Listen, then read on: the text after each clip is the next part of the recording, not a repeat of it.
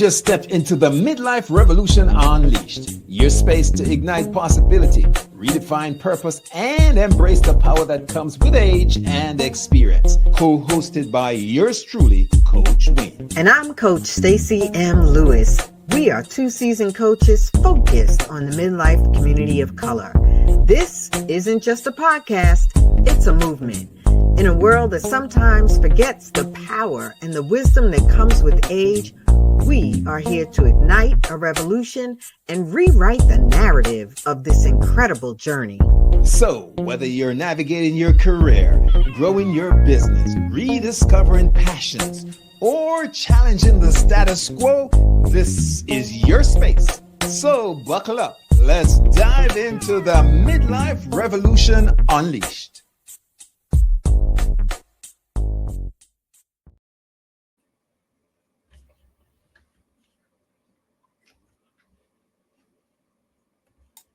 Good afternoon, good morning, good day, everyone. And you probably had to read lips just there because I was on mute. But this is Midlife Revolution Unleashed, another episode. Today, I'm joined by the wonderful co-host of the most, Stacy M. Lewis. Stacy, hello, how are you? I'm doing great today, Wayne. I always appreciate your unique introductions. Welcome, everyone, to the Midlife Revolution Unleashed. I am Coach Stacy M. Lewis, where I coach midlife Black women, midlife women of color, to really live a life thriving.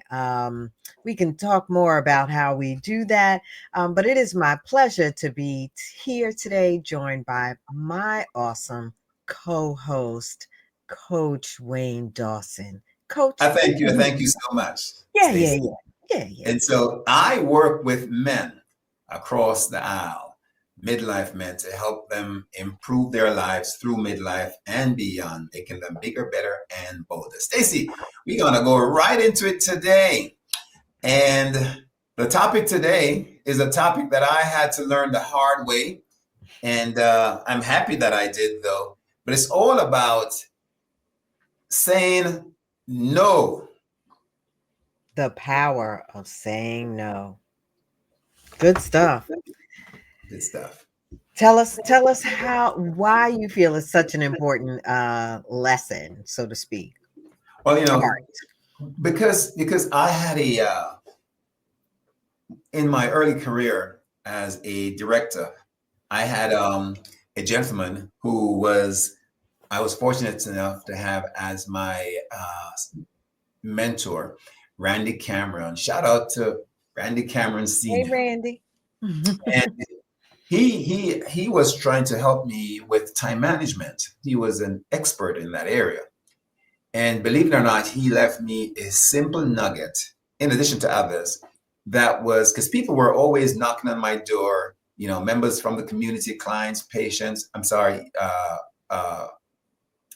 folks everywhere. Hold on, I'm sorry. I got to get my phone off because I didn't realize I had it on. Beg your pardon. Sorry about that, boo-boo. But Randy would say to me, just like that, saying no to that call, that Wayne, you can't open your door for everybody who's trying to get your time. I would work late at night because during my morning hours, I was just responding to everybody's call and beckoning. So Randy told me about saying no. And once I learned to do that, and it didn't happen right away, it came up again later in another career opportunity with another boss who said, say no, it's quite a skill set. So that has helped me regain some balance in my life, Stacy, giving me a little more sleep, a little more time to do me.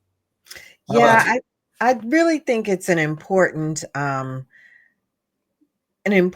subject and an important lesson, an important skill to embrace, in particular in midlife. I think many of us, depending upon kind of how we evolved, not only as adults, but as professionals or as entrepreneurs, often could get into the mindset of, if I say yes, then the next best thing is going to happen, not necessarily looking at the reality of, if I say yes, what am I saying no to? But we end up in this cycle of wanting to really adapt ourselves to everyone's agenda and wanting to really make sure that everyone else is satisfied with us, pleased with us, is knowing that we're a team player and that we, you know, are available and dependable. And at the same time, that's often been at the expense, as you pointed out in your example, of our mental health, of our energy, the amount of energy we have to really focus on the things we want to focus on. And so for me, I think, growing up as a girl and as a middle child, um, that desire to always say yes, when I had that attention to always say like yes and to make sure that, I was getting the attention. And it did result ultimately in times in my young adulthood as people pleasing and then getting on the job and not really knowing how to artfully say no. And so I'm glad that we're really going to talk about understanding the power of no, and then tell our listeners and viewers some ways to say no with grace. So I'm really excited about what we're going to talk about today. Yeah. Stacey, you brought up people pleasing, and that's something that I find that Mhm, the clients that I work with, the brothers, struggle with because oftentimes, especially the higher they go up the ladder, and they have said to me that oftentimes, since they're representing a minority, as it were, in mhm, corporate spaces as they start moving up the suite and the ladder, that they people please mhm, and they struggle with it at the end of the day. But oftentimes, this is what they find themselves doing, not being able to say no for fear that they're going to be judged as not being capable, of not being a team player, of being difficult, all the things that are stereotypically thrust at Black males. And mhm. so they want to say yes more than they should. So Yeah, it's, more than they should, I think, is the right. It doesn't mean that every we are by no means encouraging everyone to then walk through the rest of their life saying no to everything, right? There is a great time for a yes, but this is really talking about um, keeping your values, your goals in view as these opportunities um, present themselves to give a yes or a no, and making sure that you're then responding in alignment with those values and goals. yeah, values and goals. And to be guilt free, it's Mm, a hook. We're going to talk about that today when people come at you and sometimes you feel a little way because their expectation is that you're going to help them pay that mortgage this month, whatever. But we'll talk about how to do it and how to do it gracefully, Stacey. And you kicked it off with the idea of tapping into your values. hmm When we are moving forward and we are looking at, does it serve us, the thing that we are committed to? Because saying yes really is a commitment. If no is also another commitment. It's saying we're not there, don't count on us. But when we commit to something by not saying no, what we are doing is, I think, challenging ourselves to see if it sits with us well, because if it's not in alignment with our values, we're going to have a hard time. You have a heavy heart when you do certain things, Stacy. You do it Yes. just because, but somehow you're feeling some kind of way, kind of begrudged. So look at your values. Yeah, I think you talked about guilt and um That's something, I believe I've certainly experienced in the workplace, and in particular as I was ascending in my career, really dealing with the guilt of saying no. And that feeling, as a Black woman, of, if I say no, what are they going to think? Are they going to think I'm being difficult? Are they going to think, those kind of traditional things? And I did have to remind myself and learn to come back to, to my values and my goals, right? So my values are really going to say, like, is this aligned with who I am? And then my goals are going to say, this is where I'm going, whether it be on the job, this is where I'm going professionally. These are the goals that I have set before me. Is my no or my yes in alignment with both the values, and the goals? And I think that they both probably work very well together in the setting of yes and no. Yeah. I like number two, Stacy, putting What's it number two? down nicely, which is about separating the request or the response to the request from the relationship. Well, what Yeah, do we mean by that? that's So, that's really good. yeah, yeah. So sometimes people play up on the fact that they know you. They're going to leverage the fact that they know who you are. We got a man. That's my man. He works over there. So they show up, or that's my girl. She works over there. Mm-hmm. And they ask to break the line, so to speak, the process, because my man is up in there. And at the end of the day, put your job or your situation in jeopardy, or doesn't have to get that far. And, Mm-hmm. and we have a problem sometimes telling, especially our folk, telling somebody else, look, I can't do it. I understand, brother, but it's not about you, bro. I got love for you, but we just not going that way, right? Say no. I got nothing but love for you, baby. Yeah. Yeah, you're absolutely right. And it is that it's our ability, right? Not their ability. It's our ability to separate the request from the relationship. Because, I'm sure whether it be on the job, even, as you build relationships on your job and in your business, um, there are times that people want to push the boundaries, whether they realize that's what they're doing or not, right? They're really looking out or asking for their own interests, sometimes with the best of intention. And at the same time, we have to make sure that we're separating our response, right, from the relationship. And so that is it's often an empowering opportunity to validate your no sometime. Don't be a pushover. Don't take me for granted, Stacy. Oh, I had a song for that too, but let's keep going. Maybe one day we're gonna just feature you singing a few songs There we here. go. Every time you say something, I'm gonna respond in song. Watch. It Yeah, can happen. It can happen. I love it. I love it.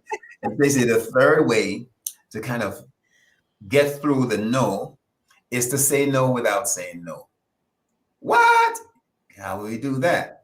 Well, Yeah. you know, it can be euphemistic, but you can say no. For example, you can say, hey, man, I would love to show up, but unfortunately, I blame the wife a lot. Oh, you got a plan for us today. So Well, since I I can't make know that she is a regular listener, she'll now know that she's the fall woman often.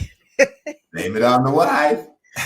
Well, I think right. I think it is being uh mindful of who we're speaking to, mindful of our relationship with them, but in a way that still prioritizes the fact that we're saying no, right? That we're not going to do whatever it is the person or the company is asking us to do. And here, the say no without saying no, I often feel a little about it because I don't. because I want to stand firm in my no. Scripture talks about let your yes be your yes and your no be your no. And so I want to stand firm in my no and not always feel like I need a little excuse. Yet there are really appropriate times for this. Say no without actually saying no, and really honestly giving context to why you're saying no. Yes, yes. That takes us, I'm jumping a little bit, but that takes us Mm-hmm. to what we had talked about in the green room. And that would be point number 7 when you just talked about being straight up. And that is Mm-hmm. to not be vague, right? So sometimes when you start saying stuff, uh, so Wayne or Stacy, are you going to make it? Well, I'm going to try, if this happens, that's vague, and that whole way of putting things in, put your big boy pants on, step to it, Yes. and just say no, right? Yes. Don't Mm-hmm. leave people in that murky dark, we don't know, unsure. And typically people do that as a way out. So if you don't show up, they say, oh, Wayne said he probably was not sure, he was trying anyway. Mm-hmm. Yeah, I think often we also do it to like soften the blow, right? We get a little vague because we don't want to come across so harshly, or we don't want to give a sense that we are disappointing without compassion. Right.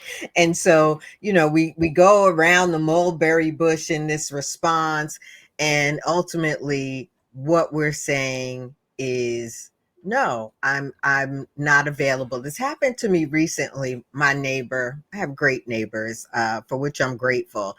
And, I think it was New Year's Eve, and he says, oh, Matt up the street is having a little football watch party. Why don't you come and be my plus one? Right. And I was like, yeah, well, I'm planning to go to church and I'm planning to do this. And, all of this roundabout. I did, it was roundabout. And when I saw him, I did not go. And then when I saw him, a couple of days later, he was like, you stood me up. You know what I'm saying? So, and there's still, neighborly love there. But the point was that I should have just said no, because I knew, I knew I was not going. I should have just stopped being vague, and all the things I'm going to do and all of that, and just be clear. Thank you so much for inviting me, but I'm not doing that tonight. No, thank you. One thing is for sure, after this show airs, Stacy, and Matt sees it, you can't borrow no more sugar from the neighbor, right? That's over with. Well, We blame you. I'm gonna send it. I'm gonna send a clip of this podcast to my neighbor, with a text message apology. I'm so sorry. I should have been more clear. Now I know. Now, there's another part of this whole thing that's real. And again, it's a lesson learned from past outings for myself. And that is, think about what you're gaining from saying no. Because if you say no to something, you're probably opening up opportunity for yes to something else. And, we only have 24 hours in a day.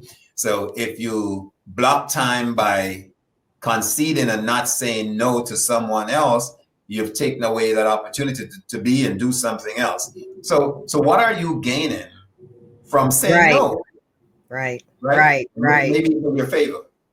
What I also like about this one is you can not only focus on your gain, but someone else's gain, right? Mm. Oftentimes, your no is someone else's opportunity to say yes.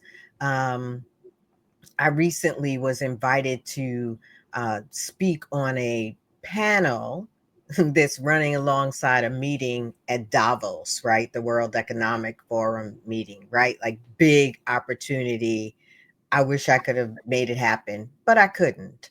And so I said, no, thank you very much for inviting me. And that's someone else's opportunity to say yes. Someone else is now going to get that offer. And oftentimes in our um, lives, right? Whether it be on our job or in our business, so many times, people are coming to us saying, here's this opportunity, or, we'd like you to do this, or can you go here? And yes, you're gaining your time back, your freedom. Maybe you already have another commitment, but someone else is also gaining the opportunity to say yes. So I think that's what I like about this one, is it's not just about us or you. It is also about someone else's opportunity that exists in your no. Welcome, Bernardo. We doing it today, Stacy. Phone See? ringing, dogs barking. Just siren. We were in New York now. We just needed the sirens. I'm waiting for the train to pass by you, Stacy. We doing it up. This is live. Absolutely. Well, hey, this is our heart's desire was to show up consistently.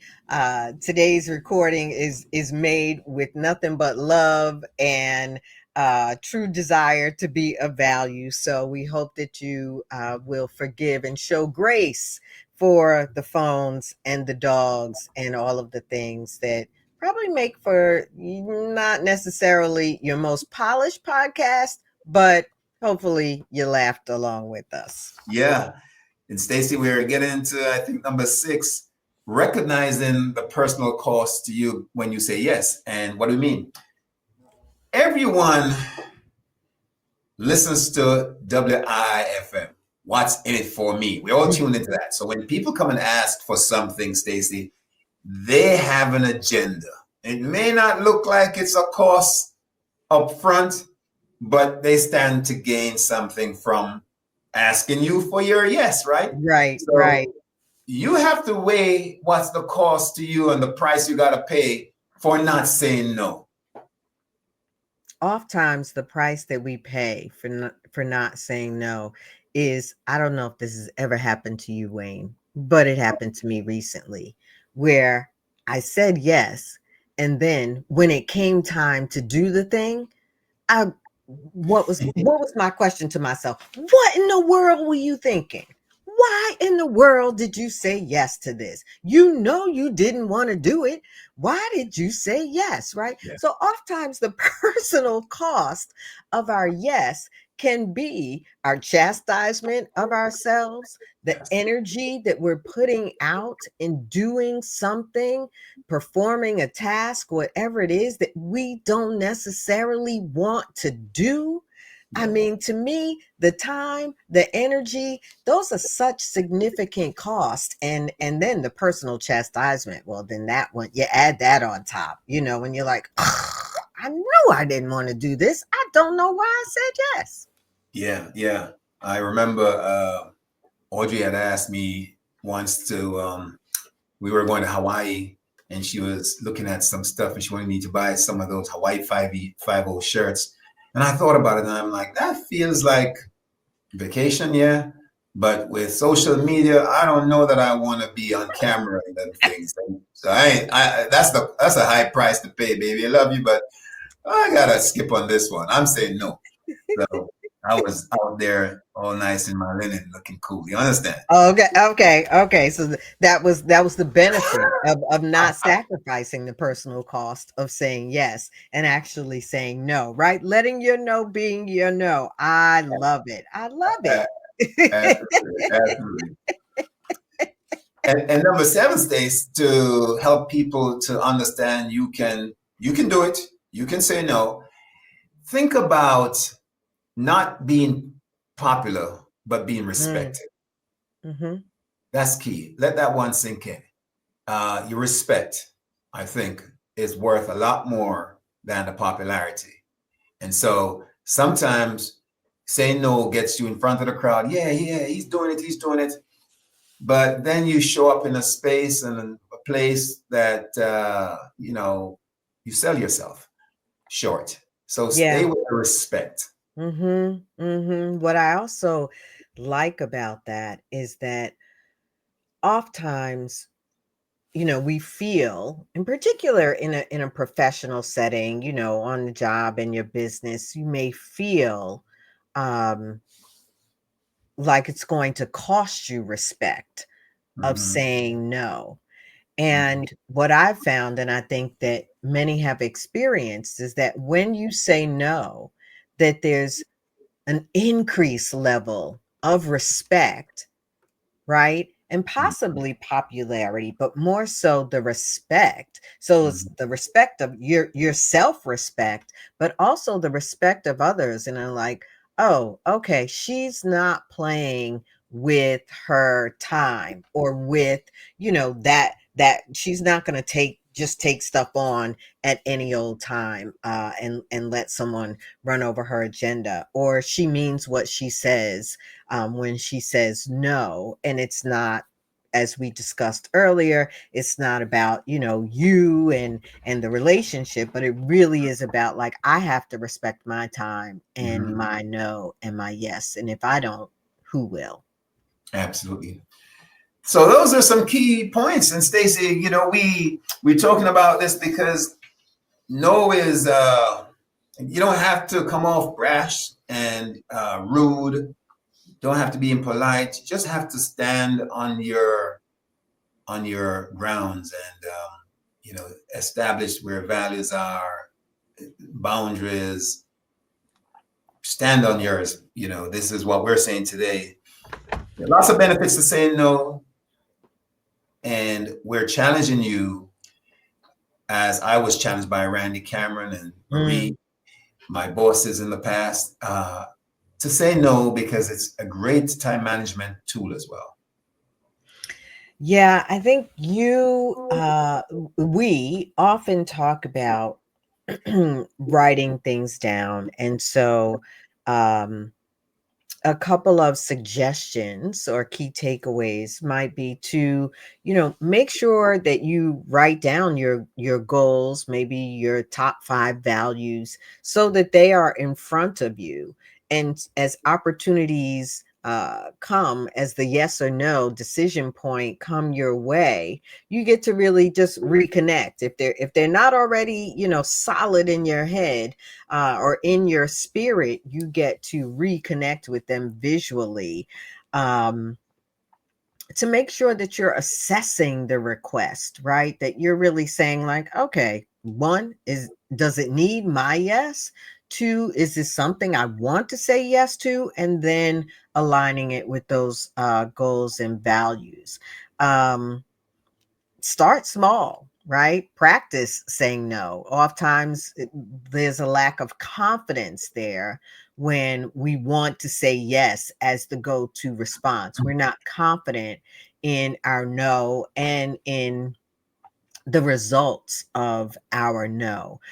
So practice small, whether it's telling the dog no, or the 18-year-old no, or whatever it is, a colleague, no, not today. If that helps you, remember to communicate clearly. Wayne and I talked about the clarity over the vagueness. I think that that's so important. And reflect and adjust as needed. Your priorities are your priorities. Your agenda of the day, of the week, of the month are yours. And managing your time in this season of life is so critical. So this is your opportunity to. I love it, Coach Stacy. You wrapped it up so nicely. What a beautiful bow and packaging. And I would say this in leaving us, before we talk about how folks can get in touch with us, Mhm, mhm. Stacy, sometimes you got to really ask for discernment, because sometimes you need to say yes. If, for example, you're a politician, you don't want to go on the platform and say, no, we can't. You want to say what? Yes, we can. Yeah. So, Stace, how do they get in touch with you for some real life changing coaching tips? I appreciate that, Wayne. It is always a pleasure to have this platform really to get our voices out there. Our hope, as we said, is to add value. I can always be reached at my website, thestacymlewis.com. You can connect with me on LinkedIn, Facebook, all those things which are accessible through my website. I just look forward to hearing from sisters that are really looking to live their best life, and happy to help them do it in any way I possibly can. How can Yeah. they get in touch with you, sir? And brothers are feeling stuck, a little under the weather, a little bit of, there is more and I got to figure it out, and they need a little jump start or some coaching to help them. They can reach me through my website, viptransformativeliving.com. And there they'll see an option to set a schedule for a call. And I'm gifting some calls, Stacy, where I'm getting to the point where I soon have to cut that off. But DM me on a gifted free session to see if we're a good fit. And then we can talk about it after.